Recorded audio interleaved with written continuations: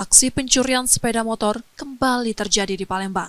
Kali ini menimpa seorang warga yang juga ketua RT di Jalan Kimerogan, Lorong Yakin, Kelurahan Kemas Rindo, Kecamatan Kertapati, Minggu 15 Mei 2025 sore.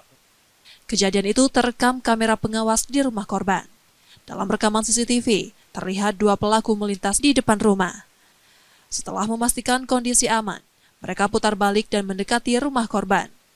Salah satu pelaku kemudian membuka kunci pagar dan membawa kabur sepeda motor yang terparkir di halaman. Saat kejadian, korban sedang menerima panggilan telepon dari saudaranya di Bangka yang mengabarkan kabar duka tentang salah satu anggota keluarga yang meninggal dunia.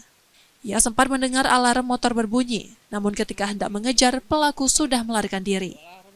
Dia itu pecahnya sedang giring dari depan. Terus Pak? Itulah pas masuk, nak sholat dulu ada keluarga nelpon dari Bangka yang meninggal aja. Ngobrol-ngobrol pas anak keluar lagi, tidak ada lagi motornya. Bongkar pagar katanya Pak? Iya, itu pagar itu. Diapain pagarnya Pak? Dicongkel atau gimana Pak? Dibuka kuncinya. Korban telah melaporkan kejadian tersebut ke Polrestabes Palembang. Ia juga mengungkapkan aksi pencurian motor sering terjadi di lingkungan tempat tinggalnya. Yudi Kiswanto, Kompas TV, Palembang, Sumatera Selatan.